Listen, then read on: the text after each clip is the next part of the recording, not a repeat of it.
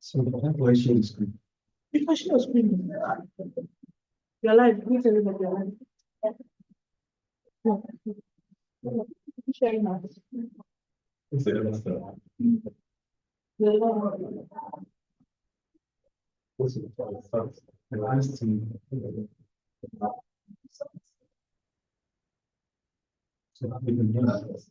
Okay.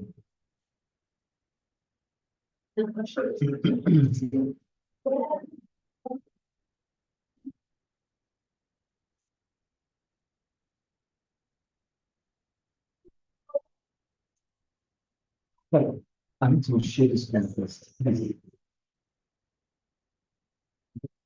get it.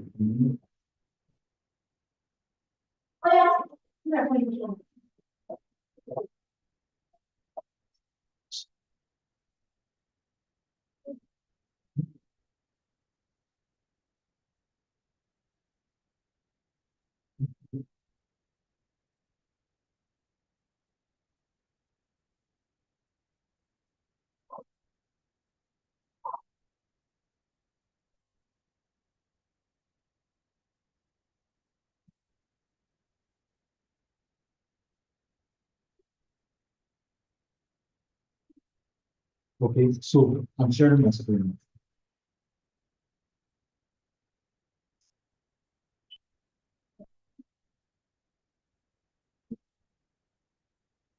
Okay. I'm sharing my screen. Okay. Thank you very much. Thank you. Okay. Good morning, everyone that has come online for this wonderful webinar. My name is Keleki Chukwuman. I'm a physiotherapist. I'm a clinical wellness center. Okay, so today we're going to be discussing about big back pain webinar. What it's all about? It's a free webinar organized by Amazing Physiotherapy, the leading physiotherapy provider of the year 2024 in Nigeria. As you can see from my slide, you see the award was collected live in Lagos. Okay, so we are proud of what we do and we'll keep doing our best to make sure that people are free from pain and limitation, just like our vision implies. And our vision is to be the leader in healthcare outpatient clinic and home services, providing pain and movement solutions with high standard morals, good ethics, professionalism, commitment, and purpose driven by godly principles. And our vision, our mission at Amazing Physiotherapy is to help people get back to living the life that they deserve, which means a life with complete health where you do not have to worry about what the doctors and can do and enjoy all things without the fear of pain holding you back. Okay, so today we're discussing about mid-back pain, and I'm going to be relating it to upper back pain, or what we know also, combination of upper and mid-back as thoracic pain, the thoracic part of the spine, okay, in between the cervical and the lumbar, which people often complain of pain along that area at the back, okay, both on the spine, paraspinal regions or areas.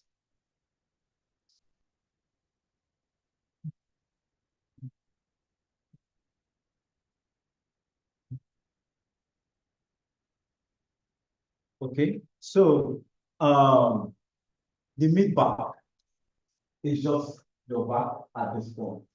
Okay, so we'll be carrying out this webinar to assess from the root of your neck down to your mid back table. Okay, that is what we're going to be discussing today.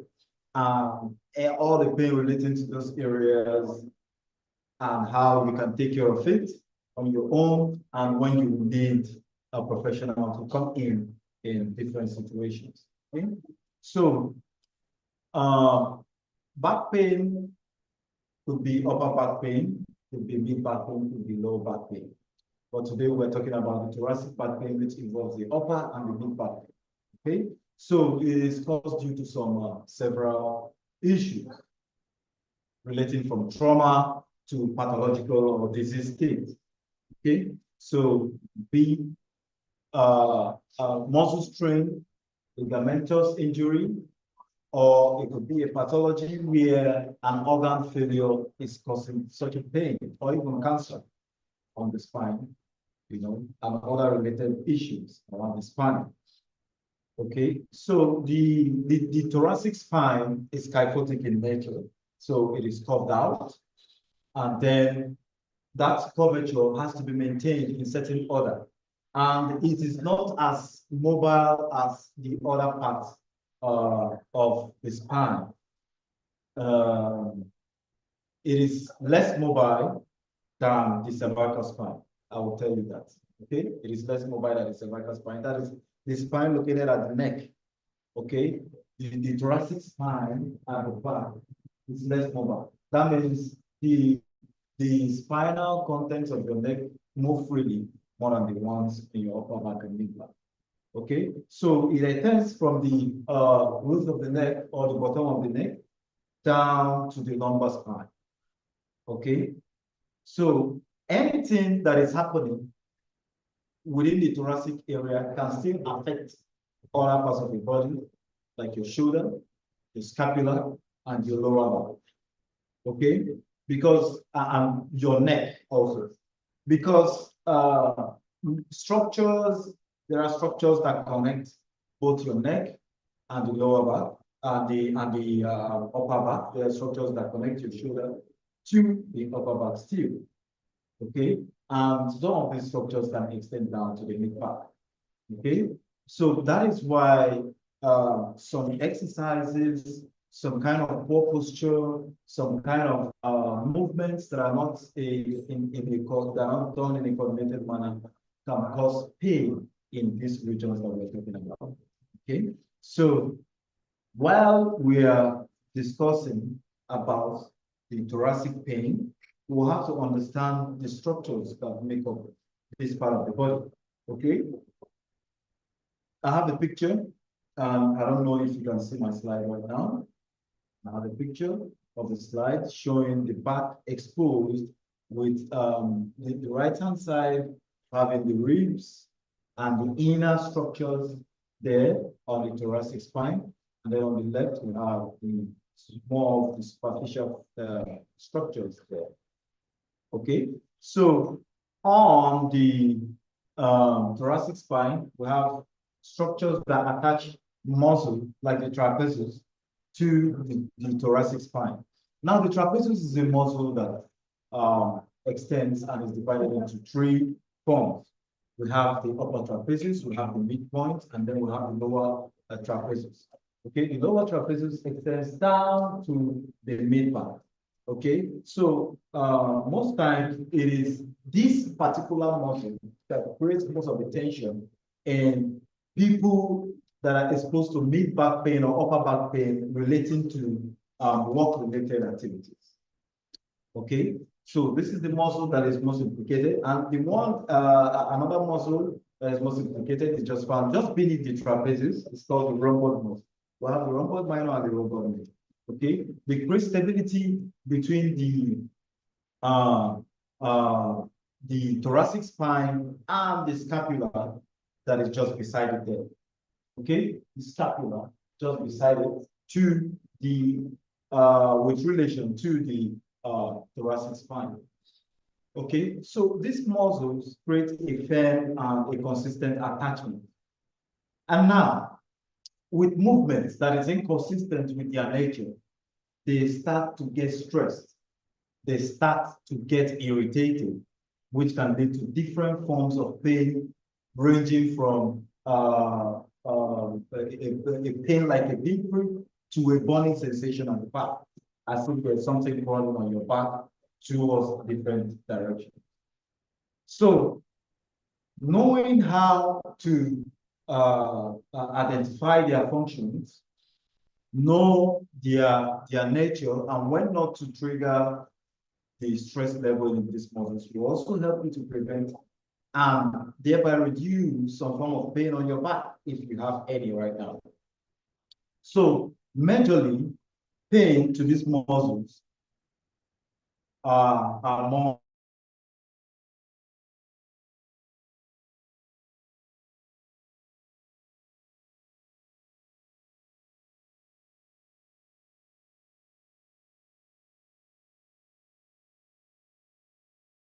chairs that don't have backwards or chairs that have half backwards. Okay, these are the ones, these are the people that are really exposed to musculoskeletal issues, pain caused in the mid back or the upper. Okay, so the other forms can be in relation to the nerves, if there is an impingement on the thoracic segment. Okay, if there's an impingement of any of the nerves exiting the spinal cord, there could also be some irritation. That is what we are also going to discuss as we're going through. Okay, so majorly today I'm going to be focusing on the musculature and the musculoskeletal nature of the back and how it can cause pain for you if exposed to some kind of stress and tension. Okay, so survey has shown that a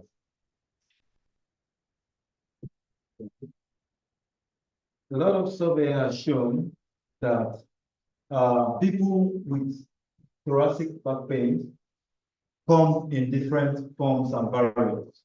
Okay, so between 15 and 35 people in 100 people reporting back pain at some point in their life. It appears to be common in children and teenagers.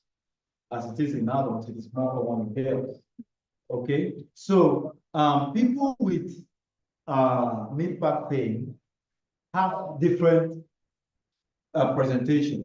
They have different reasons. They have different forms of presentation. Okay, some can come with a focal pain. That is a pain that is stationed at one point on their back, while some can come with a radiating pain. That is a pain that seems like it's moving from one side to the other. And they can even come with pain presenting in form of burning sensation, you know, and what have you. Okay, so mental health problems seem to be associated to back pain, mid-back pain or thoracic pain due to bad posture too. Okay, you know, people with mental health issues sometimes they hallucinate and see themselves as if they are climbing a staircase, meanwhile they are not, and see themselves as if they are going through a tunnel, meanwhile they are not. And you now see them moving in a way that is, you know, unlikely with poor posture. So most of the problems these people have, people that have back pain, is it comes like age and a pinpoint pain on their upper back and mid back. Okay, so furthermore in epidemiology, the prevalence has different range. Okay, so 4% to 72% at any one time has had mid back or thoracic pain. 0.5 to 51.4% for 7 days had the pain and then it went away. 1.4 to 34.8% for 1 month. Okay, 4.8 to 7%, 34% for 1 year, 19% their lifetime. Okay, higher prevalence for thoracic back pain in children and adolescents. Females have less and males have more.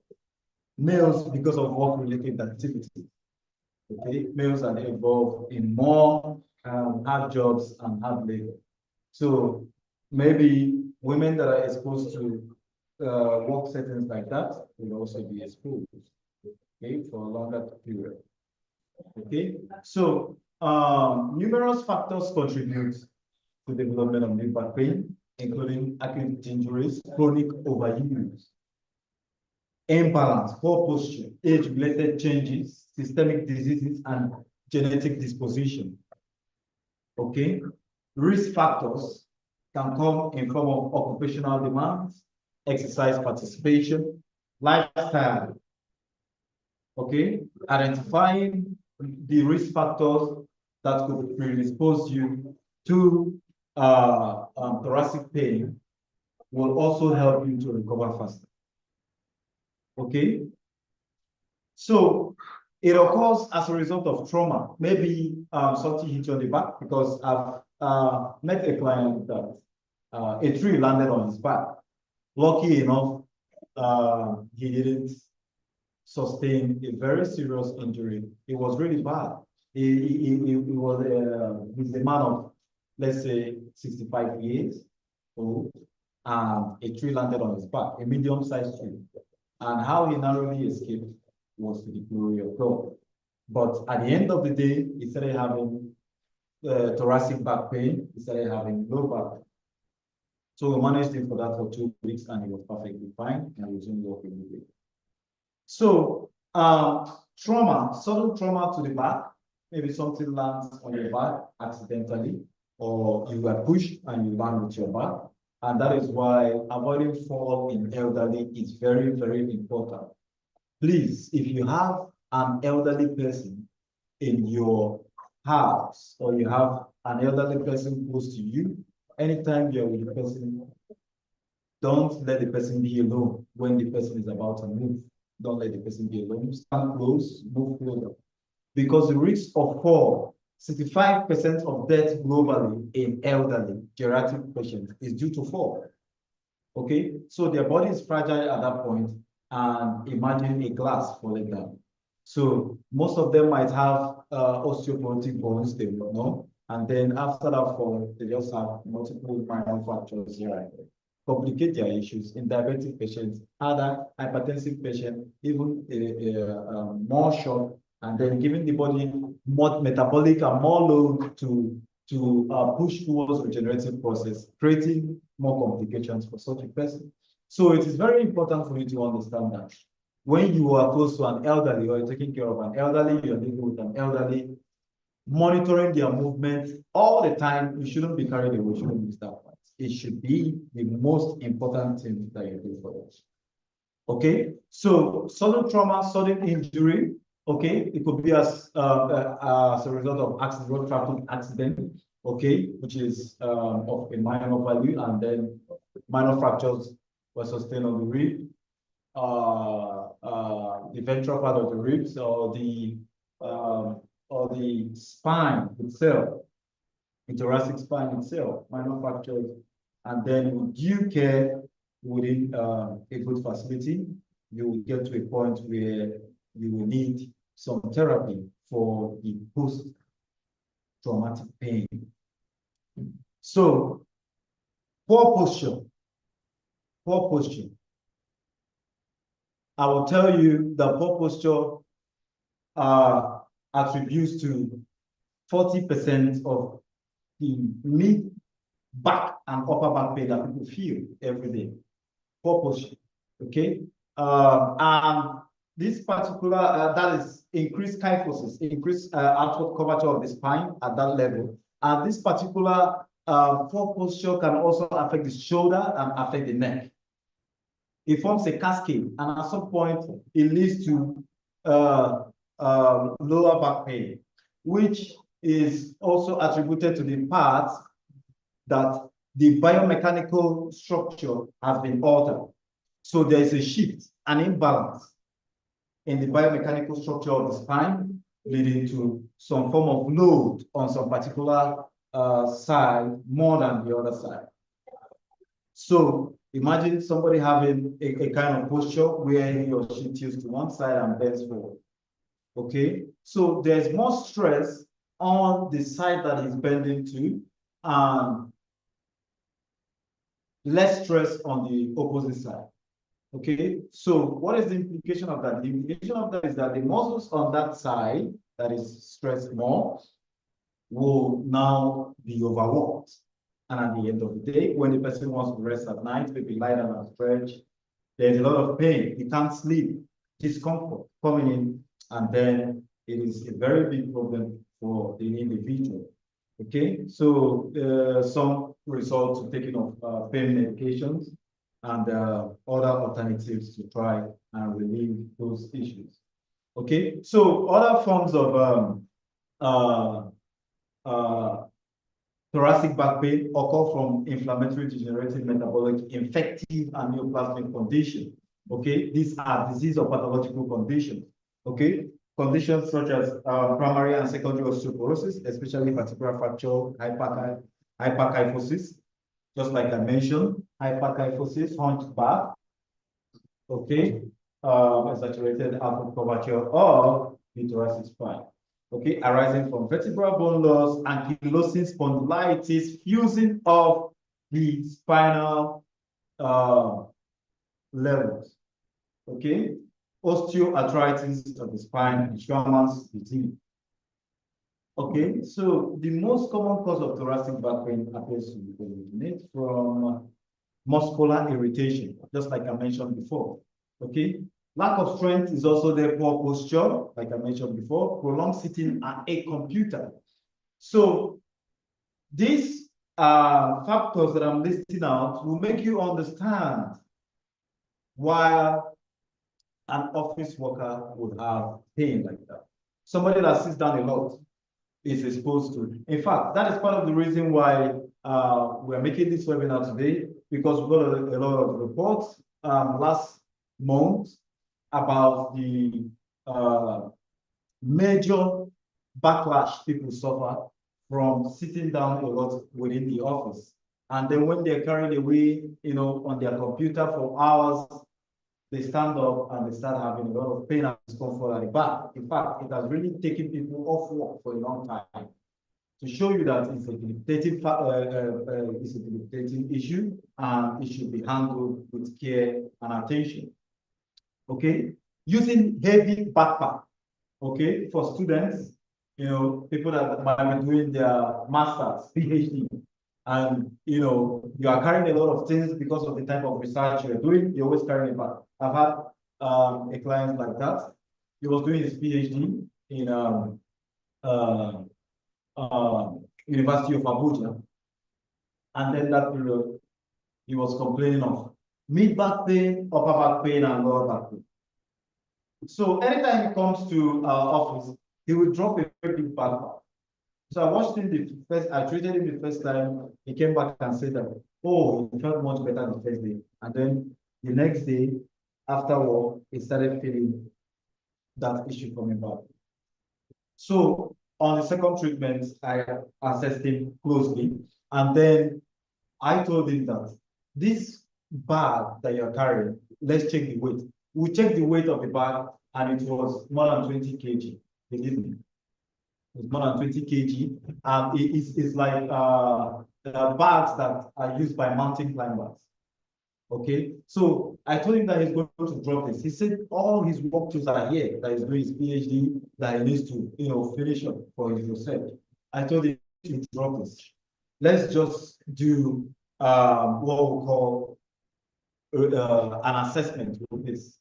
So he dropped the bag for 3 days, and the pain reduced more than 50% without treatment. Okay, so particularly, part of the reason why we are giving you these ideas is to make you understand that your work ethics, part of what will be complicating the issue for you if you are having this kind of thoracic pain is because of what you're exposed to right now, which you might not know. There's no way you can be working in the office and you wouldn't stand up after an hour to stretch for 2 minutes. In an hour of 60 minutes, and you won't stretch for 2 minutes or even a minute. You don't have to stand up, move around your office 5 times as if you are doing some incantation. No, you can stand in front of your desk. You can stand up in front of your desk and do the stretches that are required for just a minute, part of what we're going to teach you today. And then you'll see how relieved you'll be. Okay, so if your chair in the office or within the setting that you are, maybe you work in a bar, you work in a salon, because that is where we normally have students, and most of these have chairs with hard backs. So if you're working in setting, that means you are more exposed You have to be careful and always try to stretch all the time. Okay? Stretching is a major part of daily activity. You can't neglect that fact. Okay? That is why when you wake up in the morning, your body triggers you to stretch. It is a labyrinthine stretch reflex that the brain sets in motion once you wake up from sleep. You feel like stretching, you want to stretch. It is a normal human phenomenon. Your body is trying to prepare you for the day's activity. Depending on the kind of activity you carry out, your brain already has a cascade of how to monitor and help your body to move and work better. Okay, so when you have exposed yourself to sitting for an hour or an hour and 30 minutes, you have to stand up and stretch so that you won't be exposed to a lot of tension, a lot of stress on your back that will lead to this pain. Okay? Overuse injuries, repetitive motion. Okay, this relates to people in the sporting industry, the people that exercise a lot, and also depending on the kind of work that you do. Okay, so this particular overuse and repetitive stretch motion injury is when you are relating your scapula to your back. Okay, because most of what you'll be doing repetitive movement with is your hand. Okay, so when you're moving your hand, and then in relation to your scapula, to your back, your mid back, there will be a lot of friction, a lot of motion, okay, that can cause a recurring form of pain and discomfort at the back. We can tell you how to avoid that, okay? So, also, accidental victims, that one is also part of it, okay? If the injury gets to the thoracic spine, okay? We have here whiplash injury. Whiplash injury is a sudden injury that leads to damage to structures within the cervical root. Okay, so but in relation to the upper back or the thoracic spine, it can also affect those regions. That is as a radiating effect. Okay, so we also have trigger points. We also have trigger points relating to myofascial pain syndrome. Okay, where some pain is just at a certain point, and you feel it like a knot or series of knots in that area. Okay, so asymptomatic thoracic disc herniations are relatively common, with symptomatic disc, while symptomatic disc herniations are rare. They occur in approximately 5 in 1,000 disc herniations presenting in a clinical setting. So you hardly see disc herniation in the thoracic spine because of how immobile they are, really. Okay, so it hardly occurs there, except in 5 in 1,000 cases. Okay, so if we have 1,000 people that have this herniation on the spine, we'll have more in the lower back, have more in the neck, but 5 out of 1,000 in the upper back of the thoracic spine. So the thoracic spine can be a complex issue. People don't really do a lot of research on the thoracic spine. Most of the research in the world now is concentrated on the neck and the lower back. Okay, so most of the pain, which I keep repeating, like I've been going on in this presentation, most of the pain is caused due to bad posture in sitting, and then poor posture in movement or while walking. Okay, so this poor posture affects the joints, they affect the ligaments, they affect the nerves, they affect the discs. So it's a cascade of affectation that leads to what the person now presents with. Okay, so and if I decide to start walking like this for the next 1 year. At some point, it will be very difficult for me to correct my posture. Because one, the brain has a way of recording most of these movements, okay?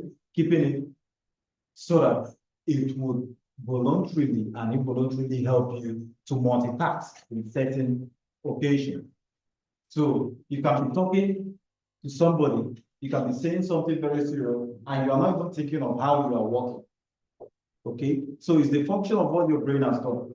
So I can be moving like this for the next 1 year, my brain will record it, and getting back to normal will be an issue. So my body starts to adapt. The ligaments, the joints, they start to adapt and restructure to make that position comfortable for me while I'm walking. That's how the body works. Okay, so at some point, because it's not how the body is built to work, it will start creating some form of pain, especially as the individual gets older. Okay, so on etiology, we're still talking about most of the causes. Okay, so in children, we'll have postural changes associated with back use. Okay, difficulty in performing activities of daily living, musculoskeletal symptoms, participation in specific sports, chair height at school. Okay, in children, these are most of what could expose these children to upper back pain or mid back pain. Okay, so we have another issue called scoliosis. Okay, the thoracic scoliosis can cause serious upper back and mid back pain. Okay, also in children, it's a juvenile form of scoliosis, which is idiopathic because it's unknown, but it occurs in teenagers mostly and younger adults. Okay, a situation where the spine tends to take a lateral curve away from the normal or fixated position where it's supposed to be. Okay, so issues like that are easily handled at that younger age. Okay, some are handled with splinting where posture correctors are used, and then the Milwaukee, braces and all those things are used to adjust the spine in a very good position. In extreme cases where it has really come back, surgical intervention comes in. Okay, so there are red flags, clinical indicators that should raise the issue that there is a serious medical underlying case for somebody that has upper back pain or mid back pain. Okay, so red flags are serious pathology, are serious spinal red flags in the mid back or upper back indicate serious pathological issue. Okay, recent violent trauma such as vehicle accident or fall from a height, that means the person has to go for serious immediate scan to know if there's a serious rupture to the lungs or a break to the rib, because the ribs can fracture and pierce the lungs. Okay, minor trauma from strenuous lifting, which in such cases, some people have heard sound like bah! After lifting something that is really heavy. They hear a sound on their back and they start feeling a very sharp pain, which might go away in 1 week, is something that requires serious attention, I must tell you today. Okay? If you lift a heavy object and then you hear a sound on your back and you start feeling a very sharp pain there and it goes away after 2 or 3 days, you need attention at that point, because believe me, that pain will come back in a way that you won't understand. Okay, so you need an expert to look into that issue and tell you how to go about it, what to avoid, how to take care of yourself now, because believe me, you're no longer normal at that point. At that spinal level where that issue occurs, you are no longer normal there. So you are not expected to be doing most of the things that you were doing before in the way you do it. So you need an expert to tell you, okay, this is the way you have to be doing things like this now. Some people have gone through that issue and they don't know that They are supposed to stop bending forward to pick up objects. They don't know. And they continue like that until they bend down to pick a pen and they hear the sound again. And this time, to stand up will not be a problem. They fall on the floor and start shouting because of pain. So you have to take charge of your health. Monitor your body. Make sure that you see the signs on time and seek the right attention. Okay? So age at onset, less than 20 or 50 years, new back pain, history of cancer, drug abuse, HIV, immunosuppression, prolonged use of corticosteroids. These are most likely exposed to having upper back pain or mid back pain. Upper back pain, mid back pain, also relating to peptic ulcer, also relating to fever, chills, unexplained weight loss. They are all red flags. Okay, unexplained weight loss in relation to cancer, severe pain, weakness, fatigue that is unexplained. Okay, recent bacterial infection, pain that is constant, severe, and progressive, non-mechanical, without relief. Okay, lying down on the bed, there's no relief at all. Standing up, no relief. Sitting down, no relief. You are just very uncomfortable. They are all red flags. And then pain also accompanied by morning stiffness is related to rheumatoid arthritis and ankylosing spondylitis arising. Okay, structural deformity, like I mentioned before, scoliosis, okay, of the spine, humpback, okay, severe progressive neurological deficit, that is issue affecting the spinal cord, issues affecting the spine in different ways. We have meningitis, we have transverse myelitis, we have different myelitis, inflammation of the spinal cord that can cause back pain on that segment. Okay, then spontaneous spleen rupture, pulmonary embolism, and neuroblastoma, they all mimic thoracic back pain. So that's differential diagnosis for you. So I left a picture of, I don't know if they can. Yes. Okay, only on Zoom. Okay. Hope they are all logged in.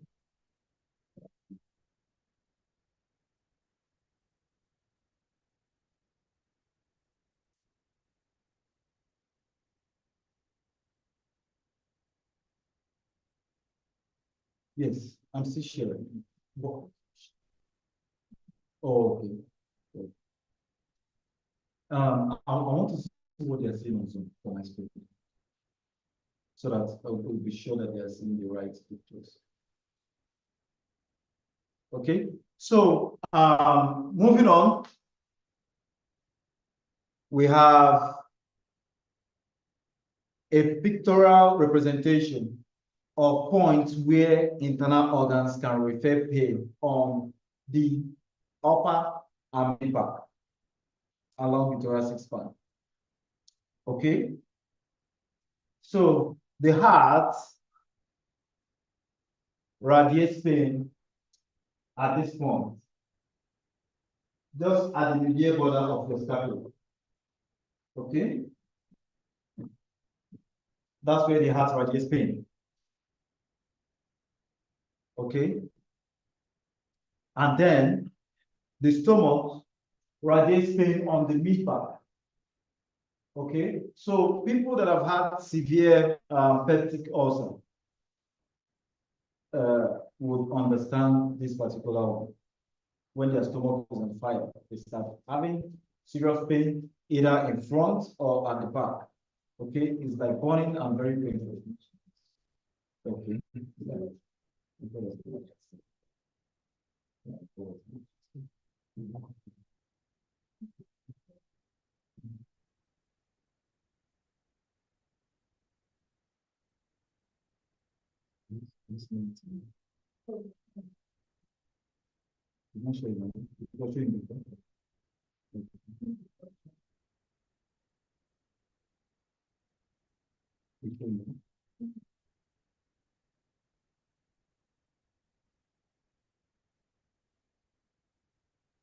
Okay, just a minute so that I will get this slide showing.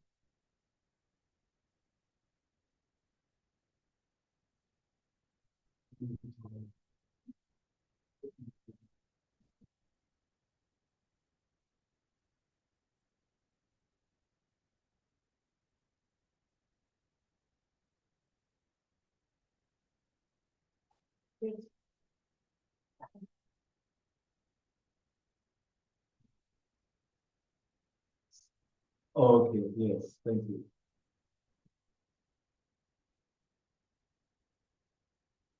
Okay, thank you. Okay, so we are back on the screen sharing. Yes. Okay, so we have the point where we have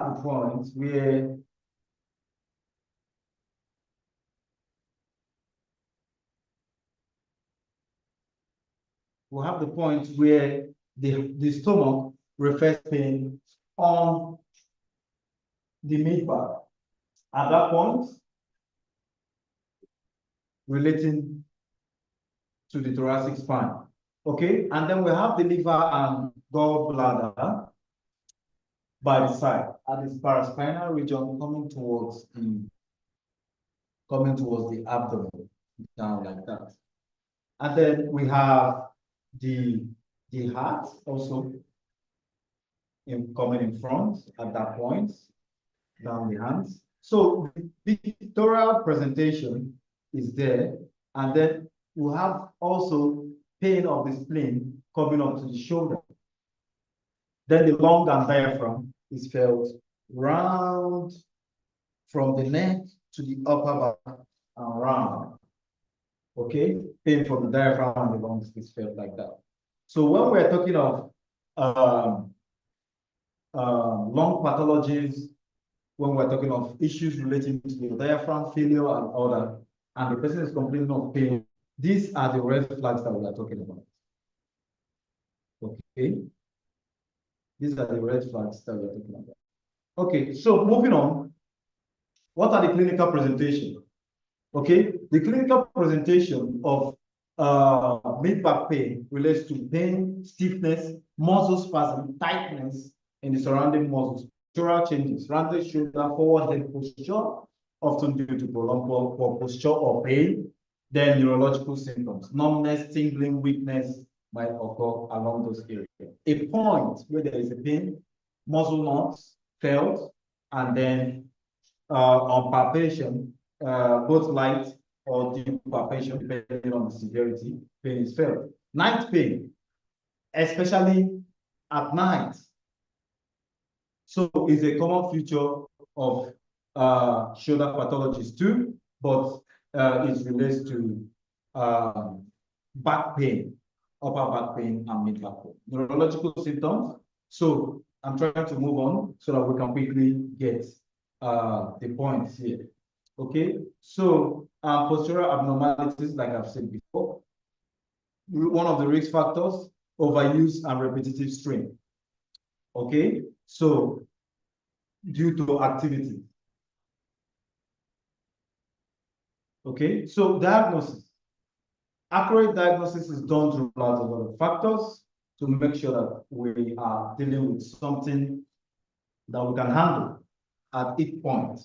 If it's something that can be referred out, we say, okay, we need to refer this out and we get it done.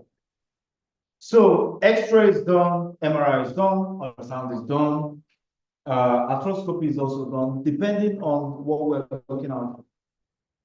So differentiating between the various cases of mid-back pain and identifying the contributing factors are essential for individualized care and program. Okay, so we have to narrow it down to something that can be taken care of. Okay, let's say somebody is having cancer of the spine and then is causing severe back pain or the thoracic region there, and then we've been treating for a month now without any result. Without that cancer being handled, you shouldn't be expecting much result. So that is the need for diagnosis. Diagnosis will help to narrow down the issue from the root cause to the symptom. So taking care of just the symptoms will solve the issue. It will only be reoccurring and the person will be on management. Okay? So the prognosis can vary widely depending on several factors, including the underlying cause, severity of the condition, individual patient characteristics, and response to treatment.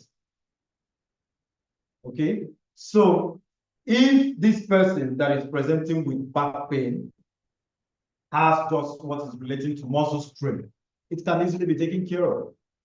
Okay, so what we have to do is to manage in line with muscle care rehabilitation and then ensure that the muscle heals physiologically and in line with what it's supposed to be, and the person will be better. Let's say 10 to 14 days for complete healing, depending on the severity of the muscle tear or strain. Okay, but people that present with spinal fracture or post-surgical patients, they need a longer time for the recovery and might not recover up to 100% again, especially after surgery. Okay, so while others might need something mild within a short period of time, some others might need something that is prolonged for a long period of time. Okay, so management. In general, as a physiotherapist, this treatment for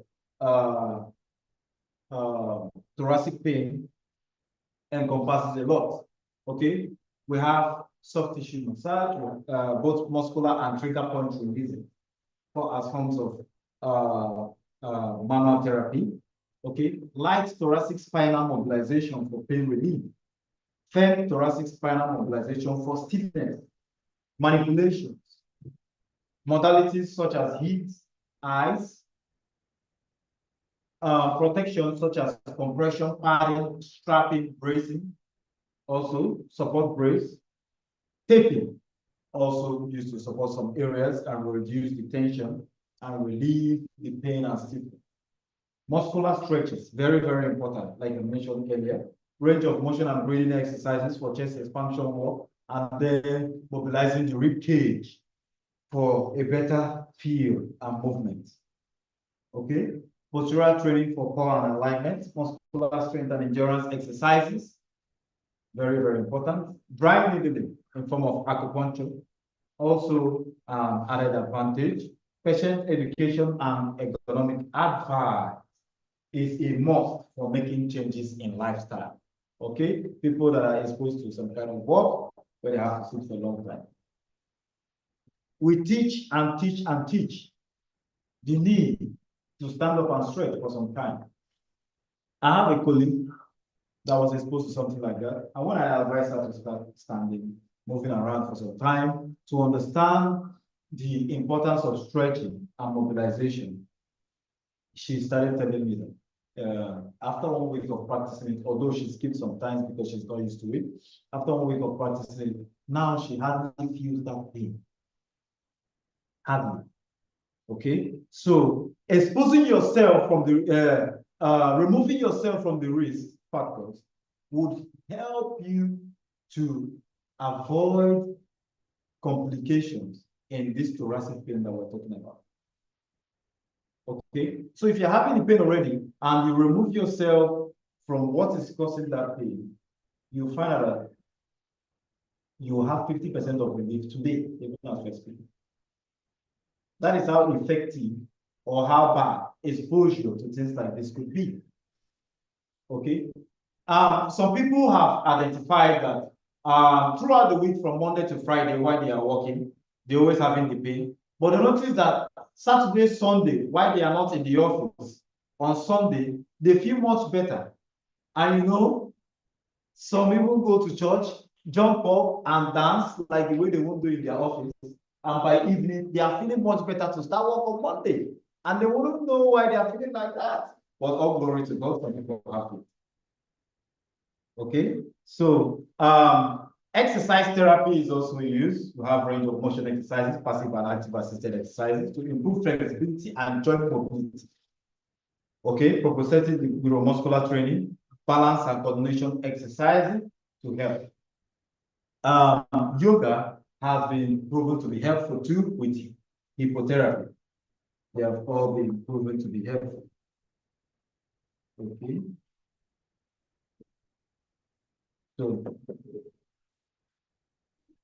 So moving on, functional rehabilitation, that is carrying out some functional activity that would help to improve the good nature of the thoracic spine. Okay, so all these things are incorporated into the daily activities and sporting activity of this individual. Olympic is starting today, so most of these athletes, before they start their competition, when they are called, they start stretching. They move in different ways. Those movements, they are not done because they want to show that they are fit. They are done to prevent them from injuries. Okay, they warm up, they stretch, they move in certain ways that will make you think that they are even dancing. Okay, this is to prepare the muscle. Increase flexibility so that any motion that you are carrying out rapidly will not expose that muscle to injury subsequently. So manual therapy it involves soft tissue mobilization, soft tissue massage, like I said before, myofascial release, instrument-assisted soft tissue mobilization, like we do in amazing physiotherapy, to address muscle tightness, trigger points, and facial restriction. This is exactly how we do. In amazing physiotherapy here, we use global standards as practiced in other climes. We use the European standards, America and Australia, based on what we're trying to achieve. Okay, joint mobilization and manipulation techniques. Okay, muscle energy techniques, mama stretching, and what have you. Okay, so patient education and self-management is the most important in thoracic pain issue. Okay, you yourself that have the pain, you must understand the need to be able to avoid some certain kind of position at some given time. And you shouldn't be in some positions for too long, and you shouldn't be in some positions at all. Okay, so you also learn from us the pain management strategy. Learn some home basic exercises that you can do. There are more than 3,000 exercises for the spine online. But let me tell you, it's not all of them that is good for you. Okay? Most of these exercises are targeted based on the functions that they carry out. So you shouldn't just go online and do any exercise you want. Here in Amazing Physiotherapy, we carry out consultation for free. So this is an opportunity for any individual that wants to find out more about the nature of the pain that he or she is facing at the moment, to find out what to do about it or what they are doing right now that can ease that issue. Okay, so it is good you hear from an expert what you can do to ease your pain. Okay, so moving on, progressive rehabilitation and all that, disciplinary collaboration. So now we are going to carry out some stretches for the upper back and mid back. Okay, so here. Please, I'll call my model now, just a minute, so I will arrange for our demonstrations and stretches. Okay, okay.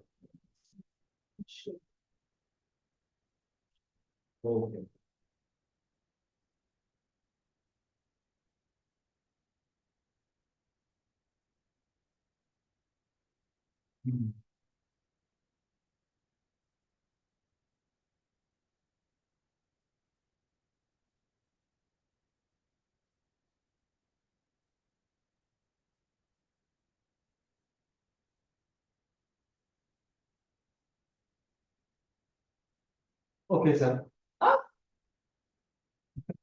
Director of Operations and Business Therapy, you're welcome, sir. I appreciate it. Okay, you sit down first. Okay, yes, you sit down first.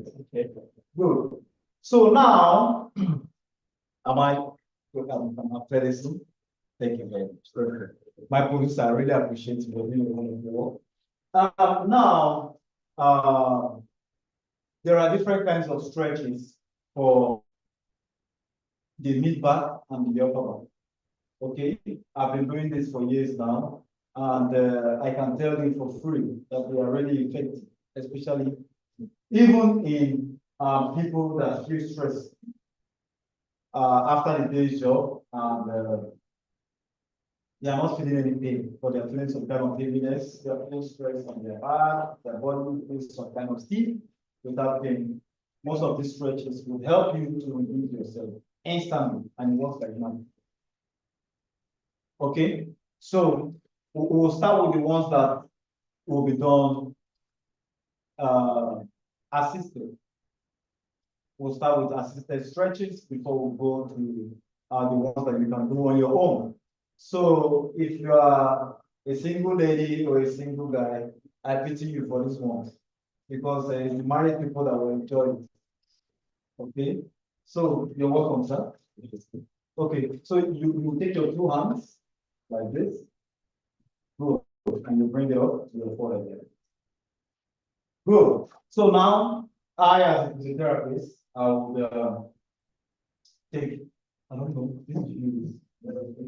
So I'll take my two hands and place at the junction between the neck and the upper back. Okay, so relax your hands on me. Relax your hands on me. Good. So once his hand is relaxed on me like this, I can now move his body the way I want to. Okay. So this is one of the basic nice stretch for people with upper back and mid back pain. Okay. So this stretch gets down from his neck down to his mid back, where he must be having all this issue. So we have the linear movement and we have the rotatory movement. Okay, based on the different stretches we want to do. Okay, we have the rotatory movement. Okay.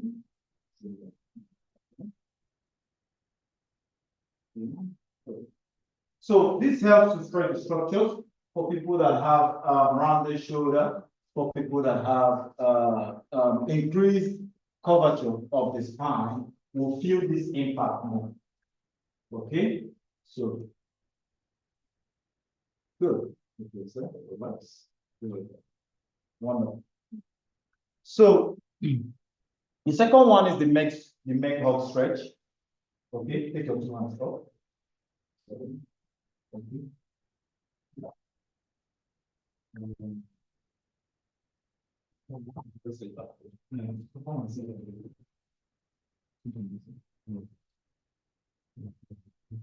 We have the neck hug MED,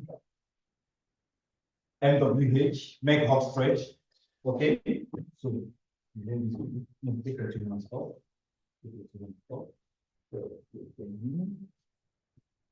Then, with a full-size pillow, we have access to his back. Okay, so at this point, depending on where he's having pain, we decide to apply pressure that will cause some form of stretch. So the pillow is to make him feel more comfortable. Okay, so for those that have pain just between their scapula and the spine, okay, we hold both scapula and push side to side. Okay, we hold both scapula and push side to side, and then we do the rotatory movement. Okay, we also do the rotatory movements. Okay, and then for pain coming lower to the mid back, okay, that's where the hug stretch comes in. We do the hug stretch. Okay, you pull the client towards you and then take the person up. Good. You pull the client towards you and pull it up. Okay, to further stretch that area, you go like this, pushing the upper of the ribs to get some good movement around. Good. So most of this stretch, is done with a partner. Okay, and it's very, very important that you do it gently and not forcefully. Okay, it's done with a partner and you do it gently and not forcefully. Okay, so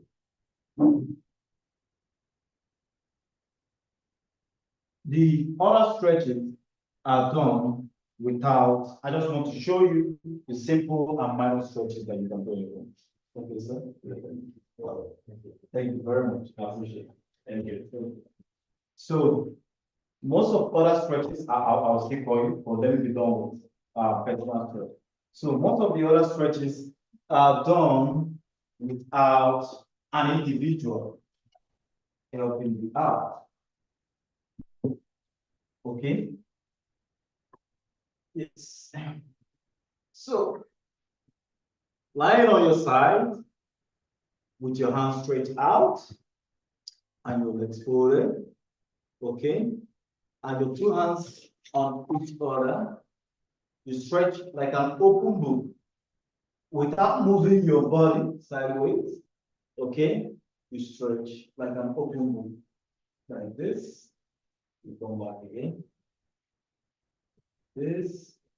You start feeling the stretch on your back. Like that. This is an open book exercise. Some of you have attended an open book exam, okay? Where you'll be given the textbook in the examination hall to still write and provide answers. I've written it twice, and it's the most difficult exam I've written. Imagine having the textbook of that course, and you're still having a challenge answering the questions in the board. Okay, so this open book exercise helps to stretch the upper back and the mid back. Okay, then we have the hop stretch that can be done by the individual. Okay, where the individual hops in sitting or his or herself, and then bends forward. Okay, hold for 5 seconds, bend forward again. Hold for 5 seconds, you bend forward again.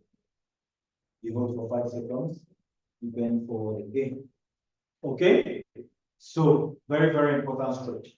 And then we have the three-way stretch with the upper limbs, because the upper limbs are also affected in issues like this. Okay, we have the U stretch, we have the Y stretch, and we have the W stretch. The three-way stretch for the upper limb, for the upper and mid back. So the U stretch gets more of your neck and your upper back, the upper proximity of your back, and then the Y stretch gets more of your upper back, and the W stretch gets more of your mid back, of your mid back. Okay, so these stretches are done against a doorpost. Let's say there is a doorpost here. Then I hold the center of the doorpost, and with one of my legs forward, I push myself into the door. I push myself onto the door like this. Create a form of stretch at the back. And then U is holding the two upper junctions of the doorpost, and then I push myself. Okay, there's the upper back. Push myself forward. Okay, like that. So then we'll have the W stretch. Okay, I still push myself forward. So, okay, so I'm doing an imaginary form of this exercise to make you understand that you still don't really need a doorpost to carry out this exercise. Okay, in case you are in your office and then you just stand up, you can just stand up in front of your desk like this, and then you start moving forward like this. Okay, and do all those stretches. It is very, very important that you do it and not to sit for hours at your desk without standing up for 1 minute to do some form of stretch. Okay, so we have lots of stretches on our slide that will help you to get through all this series of exercises to relieve your upper back and mid back. So I want to conclude now because we don't have enough time again. Okay, there are lots of exercises that we can do. We have the wall stretch, we have the side bend stretches. Okay. And then we have the quarter drop stretch. There's going down to your mid back, corresponding down. Okay. We have trailing the needle. We have the pull, bed dog that we have the wall down dog stretch. We have a lot of stretches. We have the double V stretch that will do against the wall that will help to stretch those structures at the back.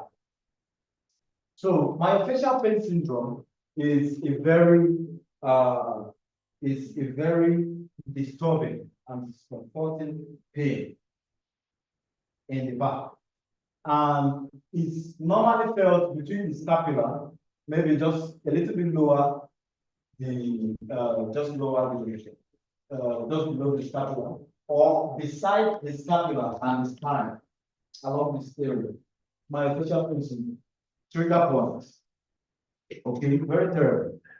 In cases like that, you need a serious trigger massage therapy and draining them to effectively take that issue away. Some people have stayed with that pain for 2 years and they've just been managing. They've not gotten the real treatment that they deserve. Okay, so you can come over for assessment and you get the correct treatment that you deserve that will help you and you will get better activity. Okay, so we have all different forms of pillow stretch. Okay, we have all forms of back stretch that can be done with a roller. Okay, we have all forms of back stretch that can be done with a roller. And then you get some like that. So there are a lot of them. I hope you come in and get most of this information firsthand. In conclusion, mid-back pain is a complex musculoskeletal condition with diverse underlying causes and clinical presentation. So it is very important for you to meet an expert, for a professional, to carry out a proper assessment on you and know what is really wrong and how to handle it. Okay, it might be even much more complicated than you think. So it is good to seek attention while it is early. Okay, so it is important to know that physiotherapy management should and is always individualized for each person. Okay, based on the required outcome. So it is important to also note that it is not every exercise that you see online that should be attributed to the kind of issue that you're going through.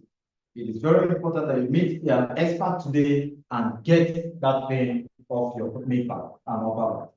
Okay, so early diagnosis, comprehensive evaluation, and individualized treatment plan are crucial for optimizing your full-time recovery early enough before it is too late. Thank you. Siaponga, Ngatenga, gracias. Thank you.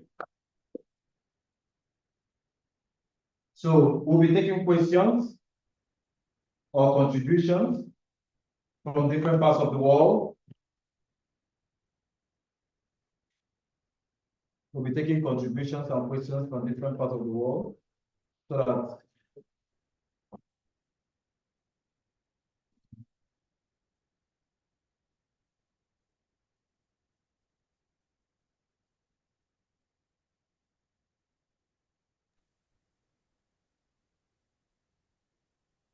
okay, let's get questions, please. Okay, Dr. Chubbs, can you hear me? Yes, yes, we can hear you. Sorry, I wasn't here from the beginning, but I want to know what is the cause of this mid back pain? Yes, there are, thank you very much, uh, Ms. Chidima. Okay, thank you very much.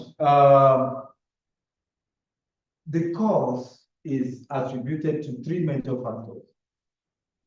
One is relating to mechanical traumatic factors. Two is relating to a disease or pathological factor. Then three is mostly what we call congenital factor. That is for people that have some kind of deformity from birth and all that relating to birth-related issues. But most back pain like this relating to mid back comes from traumatic and work-related activities, occupation, exposure to some kind of repetitive stress. So that is where I'm attributing this presentation to today. People that are exposed to some kind of stress, maybe at work, position, poor posture, bad ergonomics in different situations, bad sleeping positions, and all that. So when people are exposed in that kind of position for a long time, they tend to put a lot of stress on some certain group of muscles. They put a lot of pressure on some parts of the spine, leading to minor strains that can further lead to pain and consistent discomfort on the back and in all these areas. So that is one of the major causes of back pain. Okay? Poor posture, trauma, maybe something, the person gets in contact with something. Just like I mentioned at the beginning, a tree landed on the man. Okay, a tree fell when it was raining and landed on his back. That's traumatic cause. A fall, poor sitting posture, poor walking, standing posture, okay, can cause things like this. Then, sitting on chairs that don't have backwards for a long time, for hours. You know, people that sit on chairs that don't have backwards don't know what they're doing to themselves. Let me show you an example. So when someone sits for a long time, let's say for close to 30 minutes, the muscles on their back that is keeping them erect tends to get tired and they slump because they don't have where to rest their back. You see some of them doing something like this.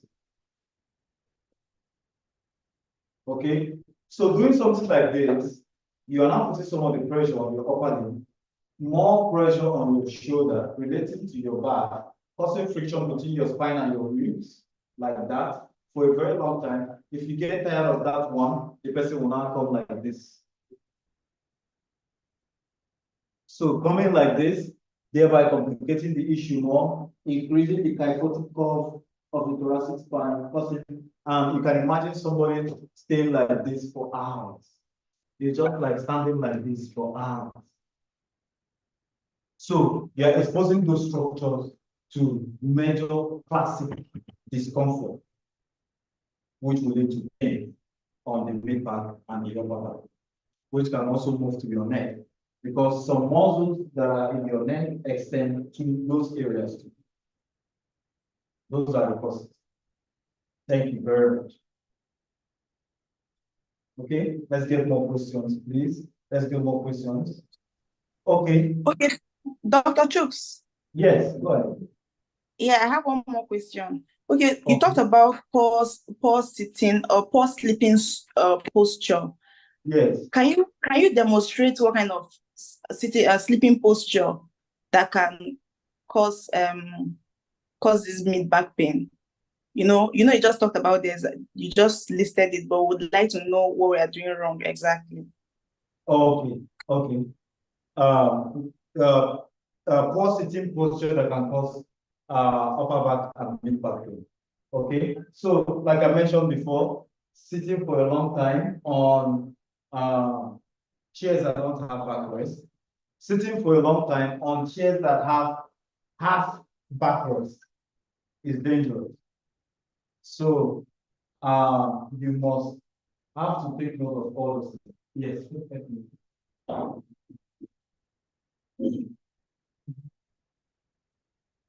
Okay, so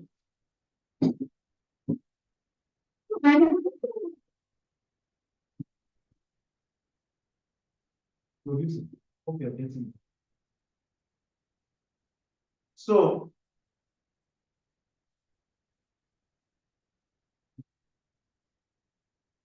okay, so sitting like this, sitting posture is good when it is 90s. 90 degrees in relation, your abdomen in relation to your waist, 90 degrees. Your thigh in relation to your leg, 90 degrees. Okay? They must all be in a square form, not too high and not too low. Not too high, not too low. Okay? So in this position, and then sitting for a long time, your body will want to adjust. Then some people tend to move to one side and sit like this, just to feel more relaxed, but they are creating more problems for themselves. Okay, sitting to one side, increasing the tension on your shoulder, relating to your scapula, pushing backwards, and then causing more problem on one side of your rib. Before you know it, the person starts developing some kind of tension and pain along the rib areas. Okay, in relation still to the mid back and the upper back. Okay, sideways sitting for a long time. Okay, now sitting also on chairs that have half backrest. Okay, so sitting on chairs that have backrest will tend to make you to always be spinning backwards from time to time. And then for spinning backwards, you are altering some form of function on your back, which could increase tension on your back too for a long period of time. Okay, so people that do things like this are exposing their the lower border and the medial border of the scapula. What do I mean? For people that don't understand the anatomical terms that I've been using, so I'm sorry. So the lower part of the scapula, that flat bone at the back, the lower part having friction with your ribs and the underlying muscles that are there, and then the side of that flat bone in relation to your spine, friction again with those muscles around there will increase a lot of tension, causing you pain at the long run. Okay, that is why stretches help to relieve it, because those muscles have been under pressure, under tension for a long period of time. They need to be stretched. Okay, so sitting and also slouching is another cause. Okay, so people that slouch are exposing themselves to a lot of low back pain and mid back pain. Okay, so somebody that is always sitting like this for hours is bad, is terrible. Okay, sitting like this for hours is like standing up like this. That's what it looks like. If you are sitting like this for hours, you are standing up like this. Just imagine standing like this for hours. It's terrible. Okay, so if you feel like you can't bear the temptation of sitting like this, there is a space at the back here that needs to be covered. There is a space at the back here that needs to be covered. So that is why you can use your pillow to stop that area and cover that space. And you'll feel more relaxed. Okay, so that the tension that is felt along the spinal area on that side will not start creating a lot of pain for you later. So people that sit for in relation to what can cause upper back and mid back pain is sitting down, people that also sit and then bend forward for a long time, pressing computer or looking at the computer for a long time. This kind of position can cause upper back pain. So it's better you come closer, you feel more relaxed, and do your work while you're relaxed like that.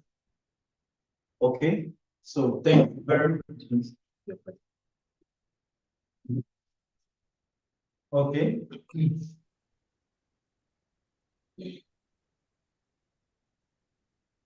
I think we have questions for. I think we have questions from our guys online.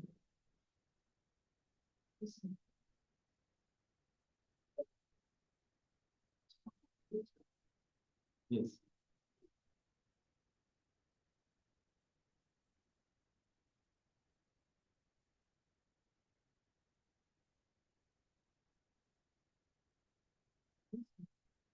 Also means let's look at this question. Is this okay? A question from I think Mr. Senna.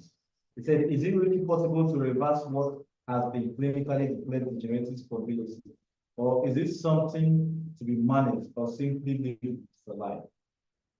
Okay, thank you. I love this question.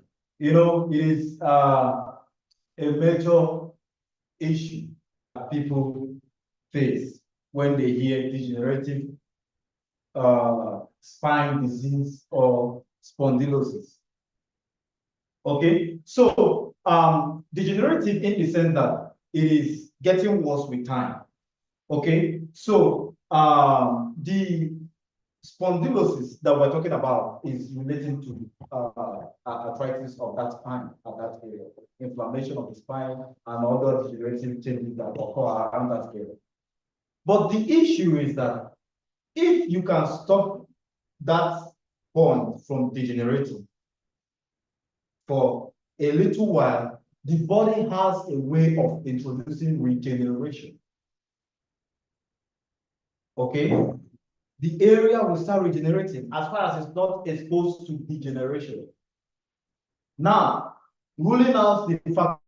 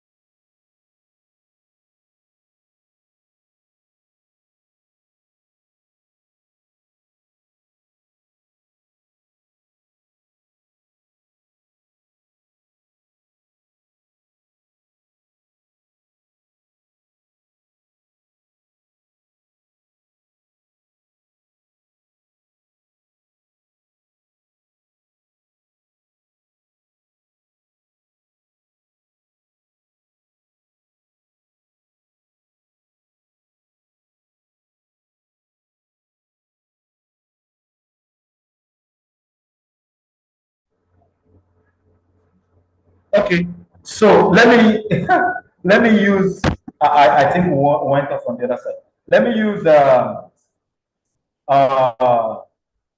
this account to continue my discussion. I don't know if they can still hear me. Okay, they can hear me. So the degenerative part has to be stopped first. And when the degenerative part is stopped, that is when you can the body can start introducing all those regenerative factors. But as far as it is degenerative, that is the injury is still reoccurring like that, and then the body is also trying to regenerate. It gets to a point where the body it gets to a chronic phase where the body doesn't regenerate at all. Okay, so that process of injuring, trying to repair, injuring, trying to repair leads to a cascade of issues, continuous inflammation in that area, reoccurring like that. So while it is more difficult, why it is more difficult for certain individuals to believe that those issues can be handled is because of their experience, it's because of what they've seen other people go through. Now, one of the issues that have made spinal degeneration to be very, very difficult to handle over time is because the individual cannot be stopped from being mobile. We can mobilize that individual. For example, if you have an ankle sprain, okay, we can decide to strap your ankle that you will not use it for the next 2 weeks. And you will do it, and then recovering your mobility will be much easier. Okay, but for someone that has back strain or spinal strain or injury, we can only tell you to lie down for so number of years, of days. Okay, we cannot strap only your spine and tell you not to move. Okay, so maybe after some days, you will see the individual carrying out some activities or the other because they feel relief, which is not supposed to. But because we want you to recover holistically, we'll tell you, okay, these are the exercises that you're doing. This is the kind of movement that you have to avoid to help you recover fully. Because if the injury is not recovered fully at that first stage, it will lead to a degenerative issue. That is what happens in some people that have ankle sprain. And after some years, they start having recurring ankle-related pain and issues on that same ankle. I've seen it a lot of times. Okay? I've seen it a lot of times. So if someone is complaining of pain on the back, and it's as if it's not going, and it's as if the issue cannot be recovered, there are three things that should be put into consideration. Number one is the severity of the degeneration. Okay, if it's at the mild stage, if it's at the moderate or the severe stage. Okay, if it's at the severe stage, that means you are close to going for surgery. It is really bad. Okay, if you're at the mild stage, it can be recovered totally, and there will be no need to have that issue. Okay, so if it's at the moderate stage, it depends on the kind of care that is given that will help the person to recover fully. But if a good care is not given to that individual, by a client that I handled like 3 months ago, she gave us a serious review, even a video review, and she was having spondylolisthesis, degenerative spondylosis. Okay, so we did she came with her MRI, we saw it, and then after 1 month treatment, she went for another MRI, and there was significant improvement on her spine. Okay, she was on the moderate level, but when she traveled back to her place and she got attention from somewhere else, the issue started coming back. So it depends on the kind of treatment you are exposed to at that moderate level. That is what will determine if it will be taken away or it will still come back. So a case that has been declared degenerative and spondylolytic, and it's in the mild stage, I will repeat again, can be taken care of. Spondylolysis is not something, it's not a sentence to life treatment. No, it's not. It can be taken care of. Okay. So depending on the kind of treatment that you're receiving at any given time, I will advise you to meet with a professional, an expert that will look into it and make sure that you recover during and in good time. Okay. And then in cases where it would be a longer lasting treatment, the professional will inform you and tell you how to manage it for that length of time. Okay, so it depends on the severity. Okay, so another one is it depends on the age of the individual. Now, we all know that the younger ones get healed faster in all forms of injury than the elderly ones. Okay, if somebody of the age of 25 has a fracture, the same type of fracture, let's say simple fracture of the humerus, and then a man of 80 years old has the same fracture, humeral fracture, simple fracture, not complicated, and they are put in a cast for conservative management and left for months. The guy that is 25 years old will heal faster than the man that is 80 years old. That is science. Because at that age, the progressive level and the regenerative capacity of the cells have really reduced. The energy within those cells must have been depleted to a major extent due to the sickness called aging. Okay, that must be occurring at that phase. So it is important for us to understand that age plays a certain role in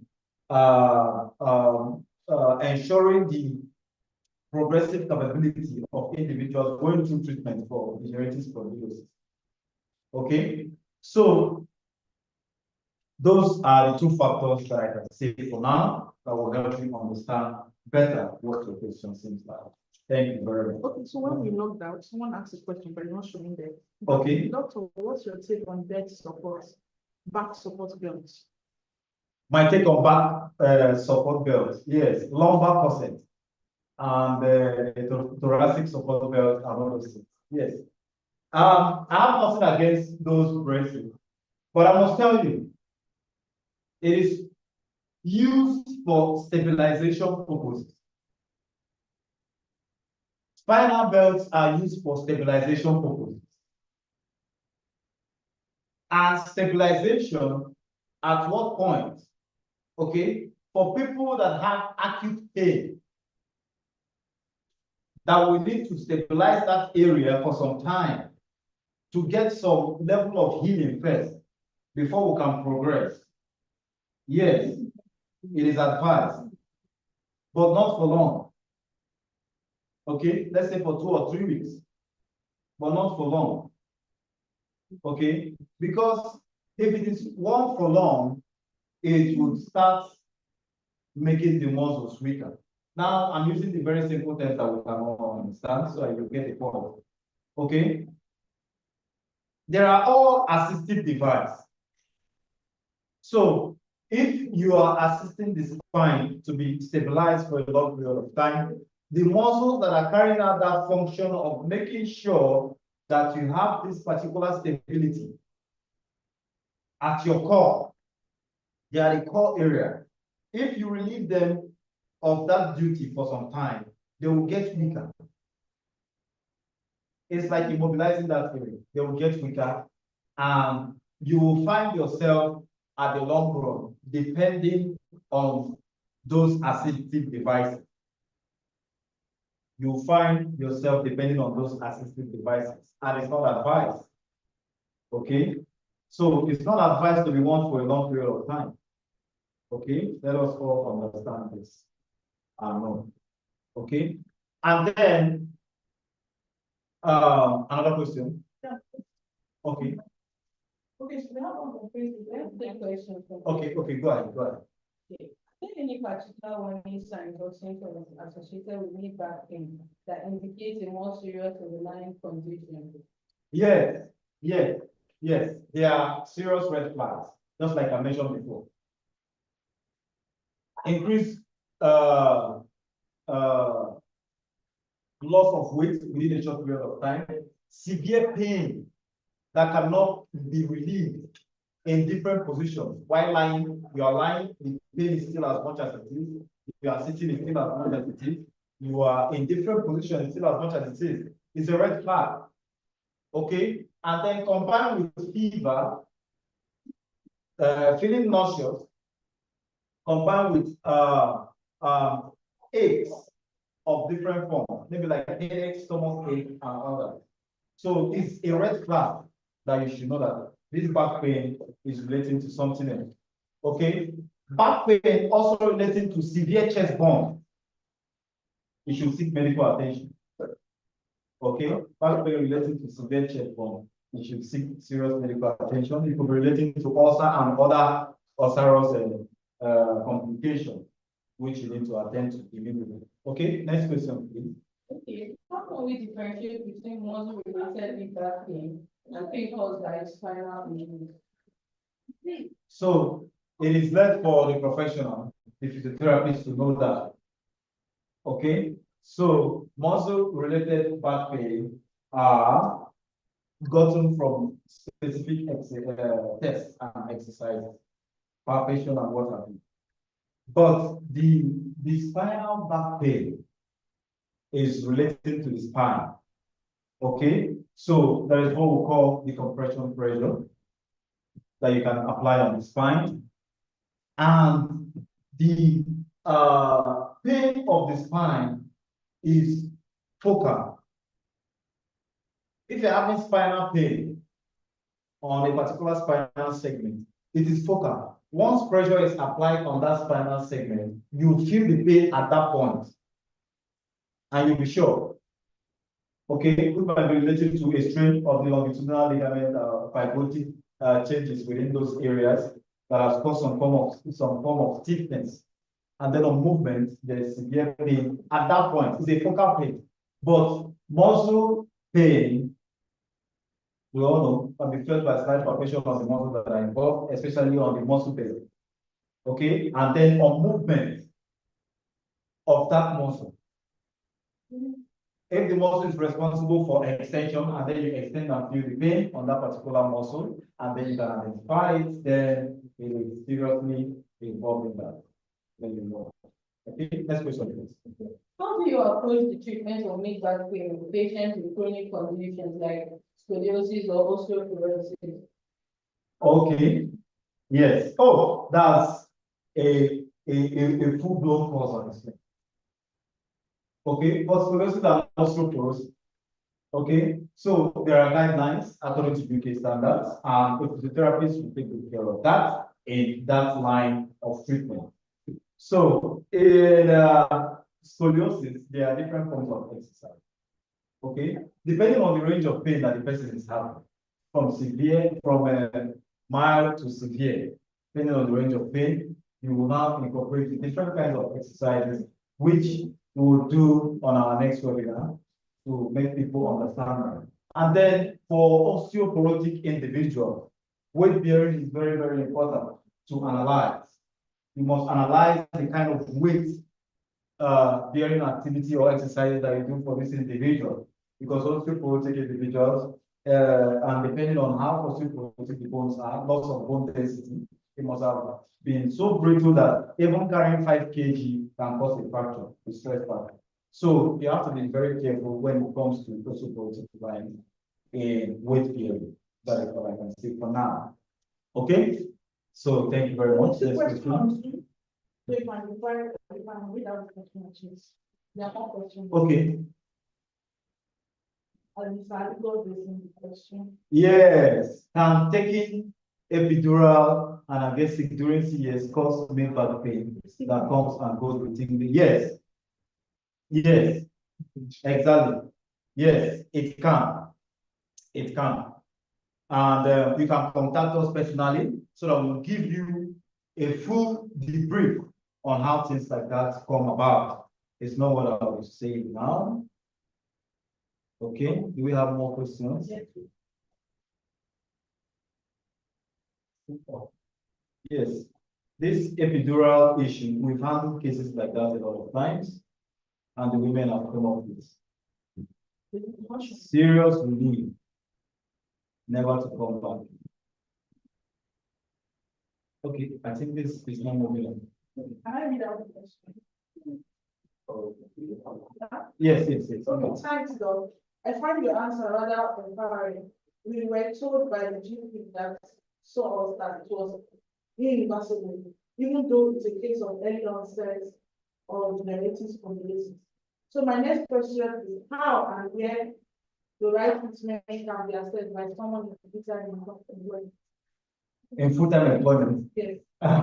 Okay, in Amazing Physiotherapy, our consultation is free. I will advise you to come in for consultation and then get, let me tell you, a GP doesn't have anything to offer in degenerative spondylosis. That is why they will always talk like that. I know in Nigeria, the medical law and the medical practice have not been reviewed for a lot of time. So Nigeria is practicing a 45-year-old medical practice that has been abandoned by the UK a long time ago. So people are just not interested in getting up-to-date information on how to handle different cases. So it is important that you come into Amazing Physiotherapy. You get to meet with one of our physiotherapists. It is free of charge. Our consultation is free, where you'll be told on the different aspects of what is happening to you and how to handle it effectively. The chances that you have exactly the way it should be and what is needed in such cases. And that is all. Thank you very much. Okay, so we have also questions. Okay. Okay. So Mr. Adigo will say, please, when is best for someone that worries about moving back pain, see a physiotherapist? When is the right time to do it? Okay, number one, I mentioned something when I was starting this presentation. You see, during my years of practice, this is one of the new things that I've noticed. If you are carrying out an activity, maybe carrying something heavy or carrying out an activity that is strenuous or somehow, and while lifting or carrying out that activity, you hear a sound on your spine, and it leads to pain. A sound that doesn't cause pain, no wahala. But a sound that now leads to pain, a sharp pain that makes you to be inactive for some time, minutes or hours throughout that period, and then 2 or 3 days later, it goes away and you are free and you're back to normal. Don't see yourself like you're back to normal. You need to seek attention immediately. Because I tell you, that's the beginning of a major spinal issue in your life. Okay? Because if you feel like you are normal and you continue to expose yourself to some activity that will introduce pressure to that point again, it will lead you to the next phase of spondylosis and degenerative spinal issue. Okay?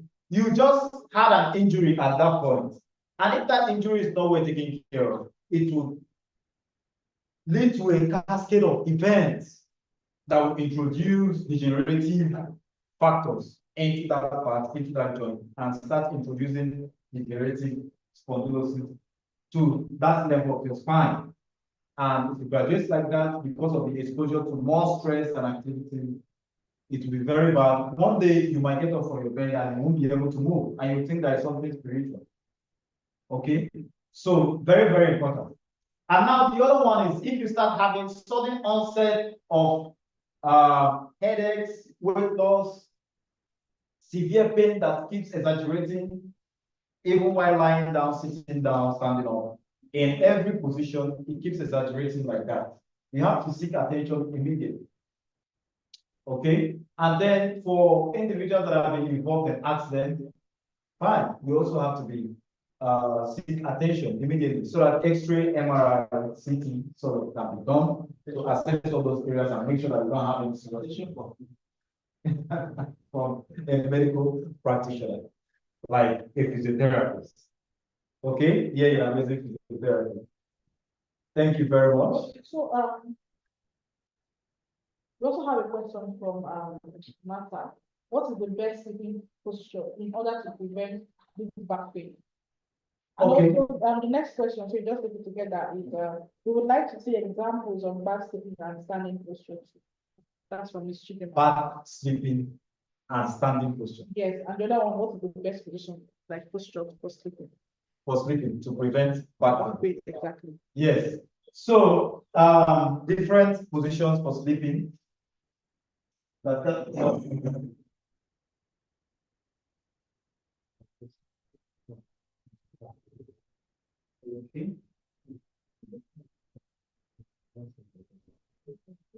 So for people that love lying on their sides, okay. For people that love lying on their side, so the pillow shouldn't be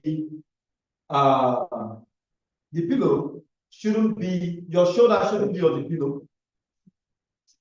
Okay, I don't know if you can see me clearly. Your shoulder shouldn't be on the pillow. Your pillow should be on your shoulder like that. Okay, so once your pillow is on your shoulder, at least your arm will have the opportunity to rest very well while your head is being stabilized. Okay, so getting the pillow support where it should be helps you to get a proper spinal alignment. And once your spine is in neutral position, you will have 0% chance of waking up with any form of pain on your back. Once your back is in proper alignment. So the aim is to make sure that your back is in proper alignment. So we fold the legs and still put another pillow in the middle to help the tilt of the back. And folding of the legs also help the tilt of the back to get the alignment of the spine, not to get into that position where your spine will be pushing up. To get the alignment of the spine. So we tilt, we bend the knees and get it correct. We pillow there, then this pillow, your shoulder is on top, only your head is on the pillow. Like that. Only your head on the pillow. So you can turn your head in any form that you want to, but the alignment with your spine is still correct. The alignment with your spine is still correct. Your spine is still taking the normal shape and form. So going straight like this should be done when you are lying face up or face down. So lying face up, a little part of your shoulder is on the tip of your shoulder at the top is on the pillow. And then you're lying face up. And then for people that want to have much ease on their lower back, you put the pillow under your thigh, you put another pillow under your thigh. Putting pillow under your thigh helps to neutralize the spine and ease tension at the lower back. And then the upper back, you have your pillow too, and then you're lying peacefully under your thigh. That's what. And then if you're lying face down,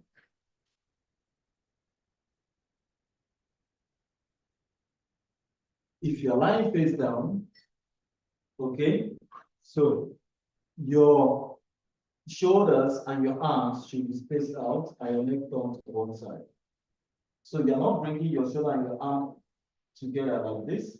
So they should be spaced out on the pillow to gather more support with your jaw still on the pillow. And then you're resting. And then for the lower back, you have your pillow under your pelvis, just below your abdomen, like that, and the one in front, to neutralize and reduce the pressure on your spine here. Okay, and then the one in front, you have the normal and neutral spinal alignment, so that you have 0% chance of waking up with pain. Okay, so now the second question is those positions that can cause back pain, right? Yes, yes. Those sitting on. Okay, I've said it before. Slouching, tilting to one side while sitting down, slouching, and then sitting on chairs that don't have back rest for a long time, and then sitting on chairs that have half backwards. And then sleeping off on couch, especially soft couch. You're in your sitting room, you're watching movies all night, and then you sleep off on your couch. Believe me, if you wake up with pain, don't blame your village people. It is terrible. Okay, you're exposing yourself to a lot of pain, and it should be avoided. All right, thank you very much. More questions, please. More questions, more questions. More questions.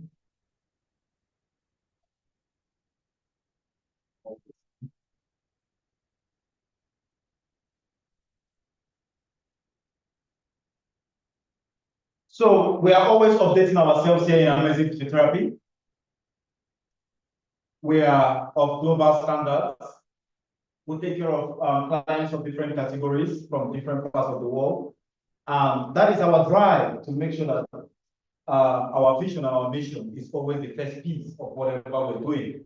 I want to say thank you to my CEO, Dr. Nnamdi Charles, the man that has given us this opportunity, this platform, to always make sure that we enlighten people of the public on how things are done and how to get their life better on track without paying for anything to take it back. I want to also thank my producers, Ms. Temi Dayo and Ms. Blessing, the chief producers of this particular webinar today. I want to also thank my dearly and beloved HR, Ms. Chidima Eze, for being supportive and wonderful all this while we are carrying out this particular program. I want to say thank you to all our viewers for engaging and being steady, even when the network was giving us a little issue. They have patience with us and followed us to the end. I want to say a very big thank you to everyone that has supported us both physically and spiritually for this particular exercise, morally supporting us and making sure that we're on track. Dr. Chooks, there's one question you haven't answered. Okay, what question is that? Dr. Chooks, there's one question you haven't answered. Okay, the right sleeping and examples of wrong sleeping and standing postures. Sleeping and standing posture. Yes. Okay, wrong. That will cause back pain. Bad sleeping and standing posture. Okay, I've demonstrated for the sleeping. So anything that is apart from what I did for sleeping is bad for you. Okay, so even when you are sleeping and then you wake up at some point and realize that you're not in a good position, you readjust immediately. Okay, you try and readjust. Consistency is key. So when you keep on introducing such positions in your life, your brain will record and you get used to it. So for the bad standing posture, okay, we'll have people with humped back. We'll have people with exaggerated chest push-up. Okay, everything has to be within the neutral form. Everything has to be within the neutral position. So too much pushing out of chest or too much moving of the chest in is wrong, and it can lead to severe bad posture, which can cause severe back pain for you. And now, among women, a lot of women are complaining of their bra being too tight, the weight on their chest due to the breast. Okay, is an attribute of what can cause you severe mid-back pain. Okay, that is why ladies have to engage in some activities that will help them, like doing a lot of stretches in the morning that will relieve all those areas, carrying out some form of stretching regimen that is in line with yoga. Why I don't want to call it as yoga directly is that there are some form of yoga that can still cause a lot of problems for you. Okay, so meeting an expert is very important, and then knowing what to do is very important. So you can always meet us. We're always available in all our offices. Consultation is free. You come in, you ask the questions, and then we'll give you the right answer that you need going forward. So thank you very much, everyone. Any more questions again? Any more questions again?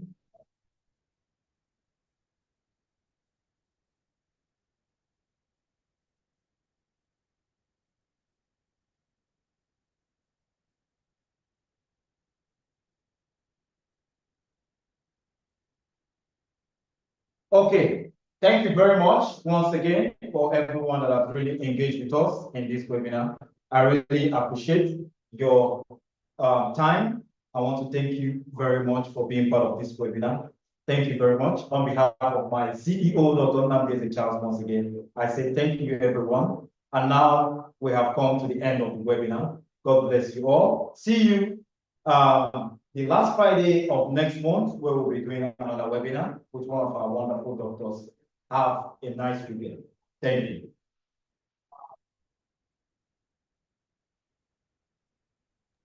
Thank you, Dr. Troops.